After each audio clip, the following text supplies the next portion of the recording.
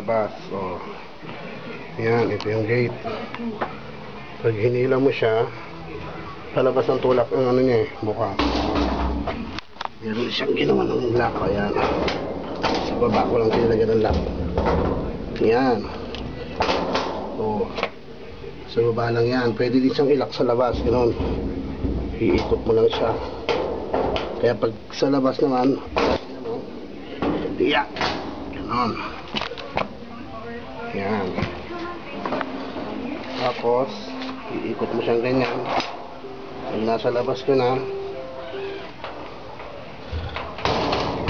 ay, ibaba mo siyang ganun.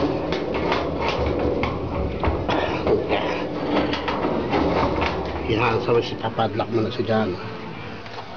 Nasa labas ka na. So, diba? Ito naman yung kila June. Sa tabi lang yung yan o. Pinto ni June. Gate natin. Binigyan ng yero yan. Tapos dyan dumadaan yung tubig o. Alulod, pababa. Yan. Tapos yung taas ng bahay natin yun. May sariling siyang alulod. Yun o. Kulay blue. Hindi lang makita rito eh.